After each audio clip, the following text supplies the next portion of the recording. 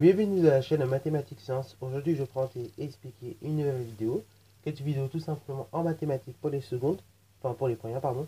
Et dans cette vidéo de mathématiques pour les premières, spécialité, je vous propose tout simplement qu'on étudie le sens de variation d'une fonction polynomiale du second degré. Ok, donc on va voir un petit peu les différents cas. Donc pour étudier le sens de variation d'une fonction polynomiale du second degré. Ok. Et après, donc dans une autre vidéo, on s'entraînera à le faire sur des exemples. Ok, sur d'autres exemples. Alors, déjà, avant de commencer, on va poser un truc. On va dire que ici, comme je viens de le dire, on travaille sur une fonction polynomiale. Ok. On travaille sur une fonction polynomiale du second degré. De la forme f de x égale ax carré plus bx plus c. Ok. Alors, on va poser ça comme ça et vous allez comprendre tout de suite pourquoi. Donc, ici, on a f qui est une fonction polynomiale du second degré. Alors, je précise toujours pareil.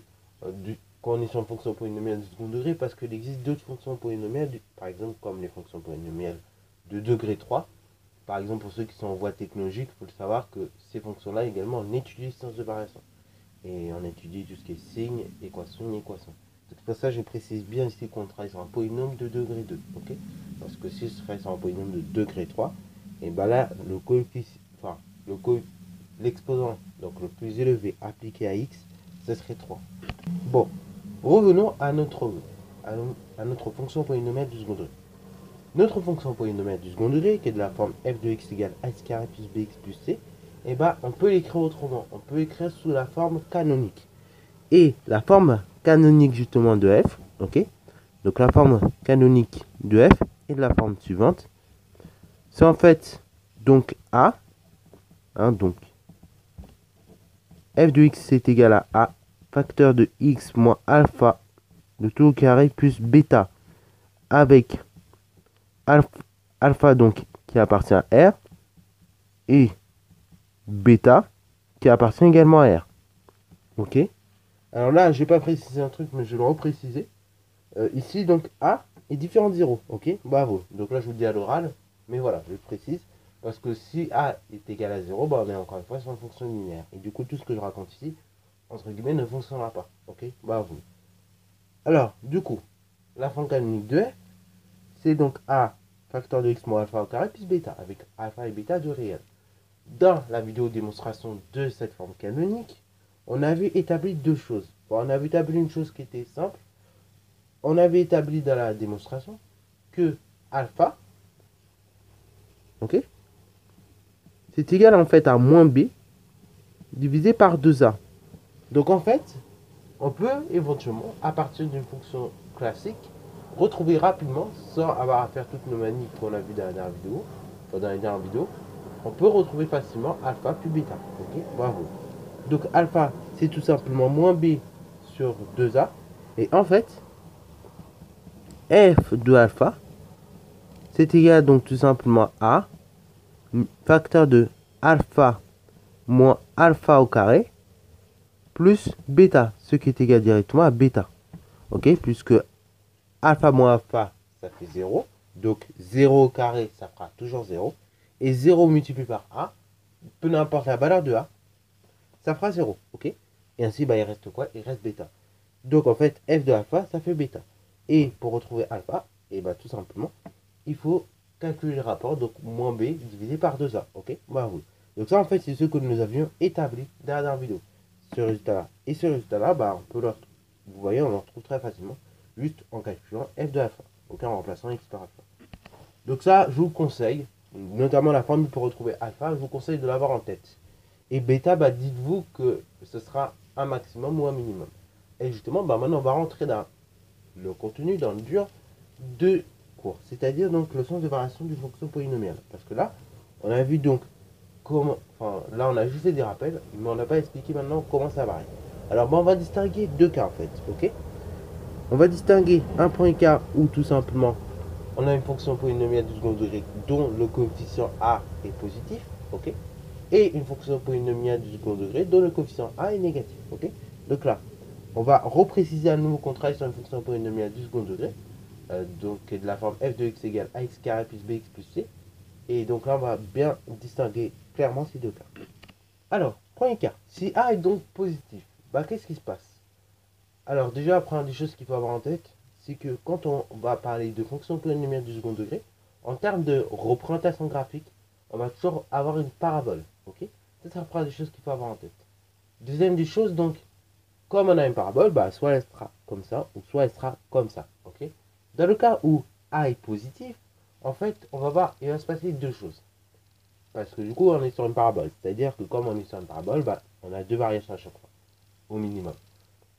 Et donc, du coup, qu'est-ce qui va se passer? Il va se passer en fait que quand A est positif, on va d'abord avoir une décroissance de moins l'infini jusqu'à alpha, et ensuite une croissance de alpha jusqu'à plus infini. Ok, bah vous.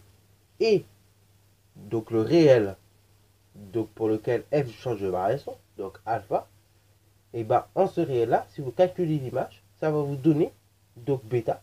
Et bêta, donc ici sera le minimum de f. Ok, ce sera un extrémum et ce sera le minimum de f. Ok, donc là, on va tout simplement le marquer pour que ça soit clair dans vos têtes.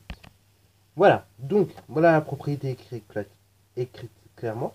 Donc, en résumé, on est sur une fonction polynomiale du second degré. Donc, de la forme f de x égale ax carré plus bx plus c. Ok, donc elle est définie sur R avec a bien évidemment différents. Ici, si vous avez a qui est strictement donc négatif, positif, dans ce cas-là, vous allez avoir d'abord une décroissance de la fonction f de moins l'infini jusqu'à tout simplement alpha.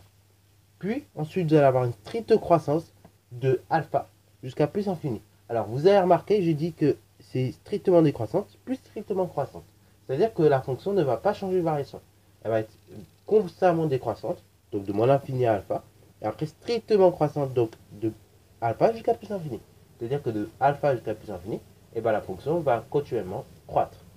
Et donc f va tout simplement admettre ici un extrémum, donc ici c'est un minimum, donc qui vaut bêta, et ce en alpha. Ok, alors je vous propose ici, pour mieux voir la chose, peut-être de faire une courbe. Ok, donc on va faire une petite courbe en dessous pour que vous puissiez bien voir la chose.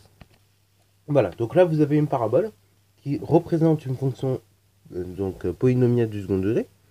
Donc voilà la forme grosso modo de la parabole. Le truc qu'il y a, donc là, comme vous pouvez constater ici, donc A.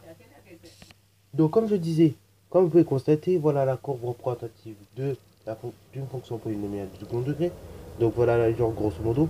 Donc on a affaire d'abord à une décroissance, ok, comme vous pouvez constater, qui part de moins l'infini en fait. Hein. Donc la courbe, si on pouvait la prolonger, on verrait qu'elle fait que décroître. Donc de moins l'infini, jusqu'à arriver à un certain réel. Donc ce réel là, auquel justement f change de variation, c'est tout simplement alpha. Donc alpha, bah, il est lié à la forme canonique de la fonction polynomiale du second degré. Ce réel-là, bah, ça correspond donc dans la formule a facteur de x pour alpha au carré plus bêta. Donc le réel alpha que vous voyez ici, en fait, ça correspond au réel pour lequel f change de variation. Ici, après donc notre décroissance de moins l'infini jusqu'à alpha, on constate une croissance de alpha jusqu'à plus infini lorsque a est positif. Hein.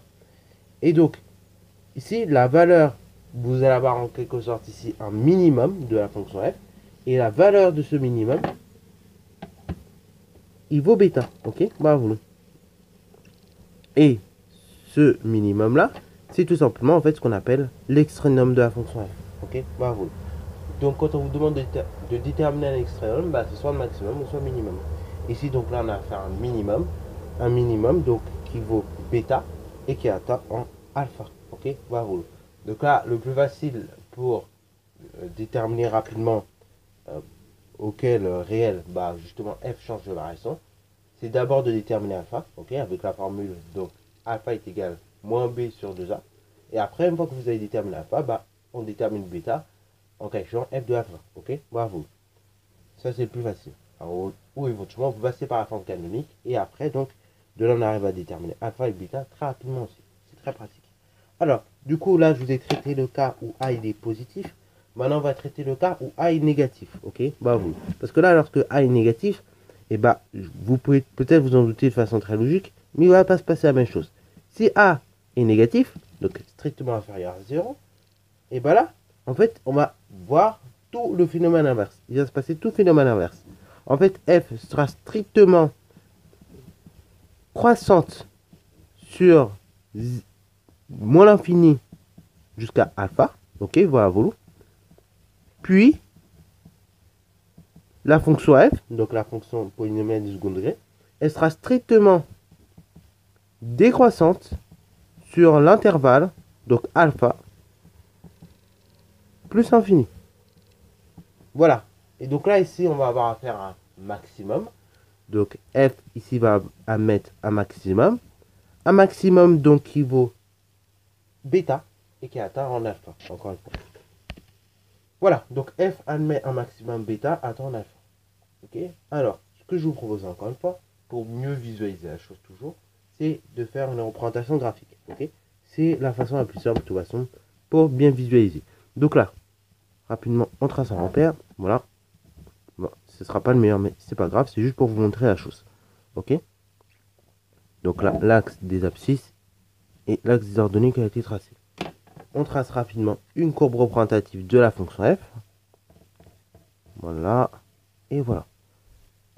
Donc là, ici, on a une courbe, par exemple, représentative d'une fonction f, qui est une fonction polynomiale du second degré. Donc là, lorsque a est négatif, et ben on va avoir une courbe représentative de la fonction f qui va ressembler à une parabole de ce style-là. Ok. Là, ici, quand a est négatif, alors pour vous en souvenir, hein, la forme de la parabole, quand a est positif, vous pouvez vous souvenir comme ça. La parabole, elle sourit. Donc, pour qu'il y ait un sourire, il faut d'abord qu'il y ait une décroissance et ensuite une croissance. D'un point de vue mathématique. Donc là, lorsque a est positif, et ben en fait, il sourit. Okay. Parce que quand on est positif, en général, on sourit. Tandis que là, lorsque a est négatif, et ben là, vous voyez que la courbe, elle ne sourit pas trop. Ok. Elle ne sourit pas trop, au contraire, elle fait la tête, on dirait. Donc, pour faire la tête, entre guillemets, pour faire un pont, comme vous pouvez constater, et il faut d'abord une croissance et après une décroissance. Ok. Vous, en quelque sorte. Donc, du coup, ça peut être un moyen mémotechnique pour vous en souvenir. Ok. Lorsque a est positif, la courbe sourit, et quand a est négatif, la courbe, tout simplement, ne sourit pas. Voilà. C'est assez marrant à s'en souvenir, et puis bon, voilà. En général, vous en souvenez bien comme ça. Alors, du coup, ici, comme on a dit, et comme vous pouvez le constater de vous-même, on a une croissance de moins l'infini jusqu'à un réel précis. Et ce réel précis, où la croissance de f s'arrête, c'est alpha. Ok. Et ensuite, de alpha jusqu'à plus infini, vous pouvez constater on a une décroissance de la fonction f. Ok. Ici, donc, on a affaire à un maximum qui est atteint en alpha et donc qui va valoir f de alpha. Et en fait, f de alpha, on l'a dit tout à l'heure, c'est bêta. Et donc là, ce maximum-là, il vaut bêta. Voilà, vous. C'est-à-dire qu'on ne pourra pas aller plus haut que bêta. Ok, voilà, vous. Et donc là, en fait, si un jour on vous demande de déterminer les coordonnées du sommet d'une parabole, le but du jeu, c'est quoi? C'est de déterminer en quelque sorte alpha et bêta, les réels alpha et bêta.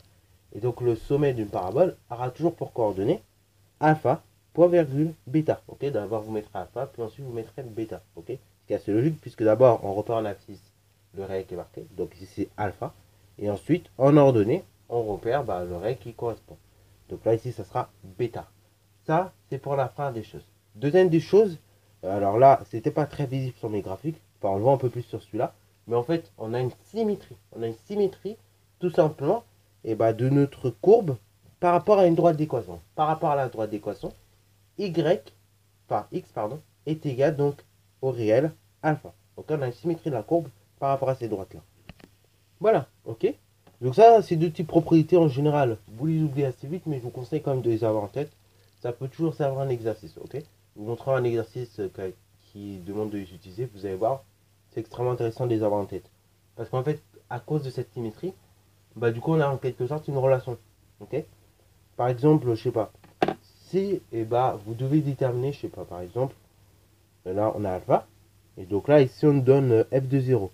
Ok, alpha il vaut, je sais pas, 2. On donne f de 0. Et après on demande de déterminer, je sais pas, f de 4 par exemple. Et en fait, ce qu'il va falloir faire, c'est tout simplement dire qu'il y a une symétrie de la courbe par rapport à la droite d'équation x égale à 2. Ok, vous. Et donc du coup, de ce fait, de ce cas-là, on aura f de 0 qui sera égal à f de 4. Ok, bravo. Puisqu'à distance entre 0 et 2, ça veut dire qu'il y a la distance entre 2 et 4. Ok, bravo. Bon, c'est ça le principe en tout cas. Bon, sur ce, je vous laisse sur la fin de la vidéo. Donc là, pareil, pareil, ces propriétés elles se démontrent. Je vais pas le faire dans cette vidéo parce que c'est super long à faire. Donc il y aura une autre vidéo pour ça. Mais en tout cas, j'espère qu'elle t'a plu. Et si c'est le cas, n'hésite pas à la liker, commenter et bonne reste à toi en mathématiques et en sciences.